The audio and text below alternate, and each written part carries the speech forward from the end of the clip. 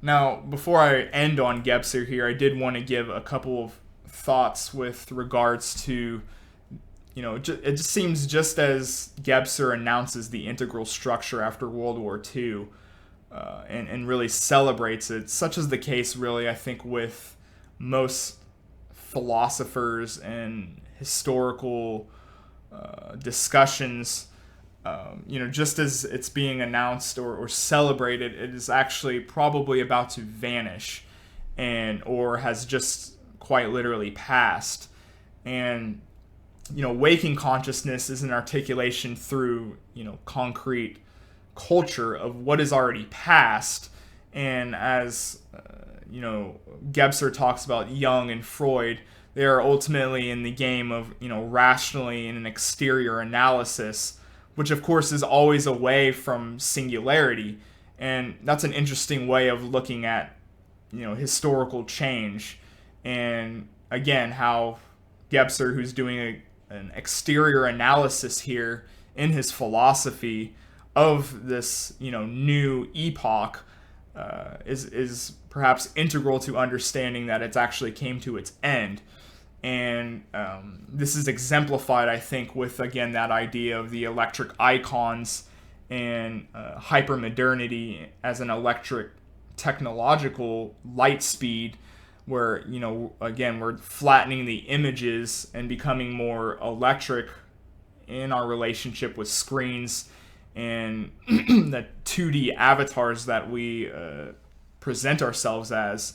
And this is a reconfiguration of the mythical in the flood of images. Remember, the mythical for Gebser was always into the symbolism of the image as a compression, which of course much later Baudrillard would describe with technology and really the collapse of the meaning of signs in their symbolic exchange. There's no reference really anymore to any of what Gebser had celebrated about with the muses, with the arts becoming historically or changing the sort of relationship with historics, where time and space no longer rules over us or our historical conventions, but we now harness them and make transparent these sort of limitations, or at least Gebser perhaps would have saw it as. But now, of course, we're in the global and non-place, the worldless, if you will, where we have demuted any significance towards any sort of architecture of cathedrals or milieus, which of course has a cultural specific or a story, as Heidegger would talk about. And so the three dimension of the building of purposeness, of worldliness, and has now collapsed really for the consumer electric utopian, where all of this architecture, all of these images are really just a sort of compression, a 2D imagery that can be accessed anywhere by anyone, and as such you have a sort of lack of depth or meaning or a vacancy that in the mythic world everything had meaning to it, everything had a sort of story.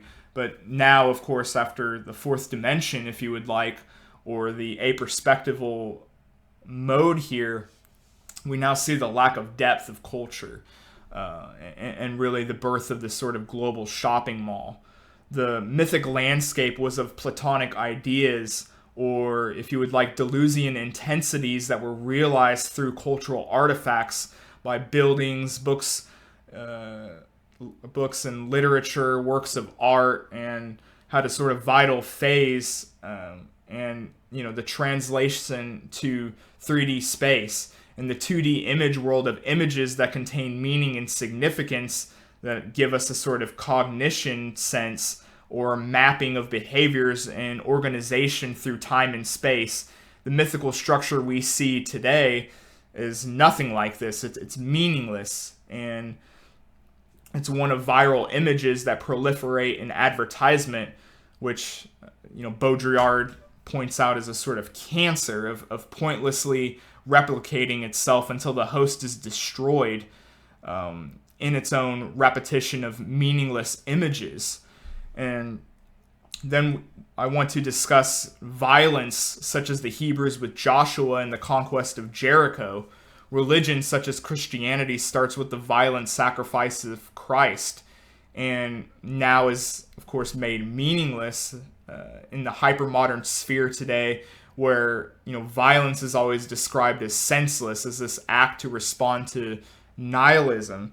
And again, you have that contrast of the 2D mythic world, which is now flat, and the artist now, instead of being in Gebser's realizing of a collective unconscious and into that integral structure, which is of course a part of a greater waking consciousness or a larger endeavor to bring meaning to modernity after World War II, has thus become cultureless. And now you have the images of the 2D corporate logos and retail that dominate, creating a flat world.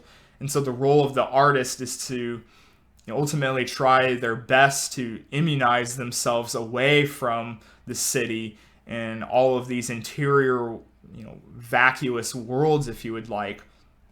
And so the artist now, he has to create his own private world and bring about new archetypes, new symbols, new meanings that ultimately have no historical reference to any of these prior structures, because they've all melted down. And if you look at Jackson Pollock and the void image in Mark Rothko's Empty Squares, in postmodernity, we were really seeing the liquefaction of all of those meanings, but ultimately it is in a sort of medium, if you'd like, of the 2D mythic structure. And so the artist must now create a counter to continue to a sort of privatization of semiotic spheres as a foe to the liquefaction of all signs, or that 2D compression. And so building new significance, I think, is a real way to go about Gebser, and reading him and taking out from what he's actually trying to do. And so a way to look at Gebser here is to say, we must create new significance if we're not any more historically imbued like we were prior. Then we must, as Heidegger would say, create a world within the world. And just because the artist isn't plugged into a historical horizon, that perhaps in its relationship is still the way that the artist must speak. He must create his own meaning. And again, I don't want to ramble too much here, but this is kind of going into what I think we could take away from Gebser as I finish up here. And so the artist could be described really as an atomization in the creation of these worlds, in their own island of meaning. But by the concretion of time, we have awareness of the different forms of temporality. In the archaic, we have the pre-temporal, which of course generates all of the ever-present temporal mutations. It's the sort of the ultimate vitalism, if you will, which of course is ever-present. And in the magical, we have timelessness. In the mythical, we have the two dimensions, or the polaristic cycle. 3D time is, of course, the triadic, which goes into something like with the Father, Son, Holy Spirit, Trinitarian symbolism. And the relationship of time is of past, present, and future. And then concluding with the 4D and the A-mentional and time freedom, and achieves the conscious awareness of the spiritual world, of the integral structure to the ever-present origin. As we become more aware of them, we achieve this sort of transparency that sees through all of the historical change that we can look to. So again, you have that sort of subtlety there, or perhaps with Gebser not as subtle as you would see with Heidegger or Spengler or Nietzsche or all these great other German thinkers, where by having a sort of greater or their sort of revelations, if you would like, we are able to have a sort of a higher degree of transparency because of our relationship with history, which, Faustian man wants to uncover everything. And by doing so, of course, we have sort of escaped historicism, and now we are asked to really posit, what do we make of that? What does the artist do now? What do we, in our thinking, do about no longer having this sort of relationship and, the ideas of being dehistorical that I've talked about on the channel would perhaps be something to indicate towards that. But I think I want to finish up here on Gebser, and I hope you guys enjoyed this series of the Ever-Present Origin, and make sure to like, comment, subscribe.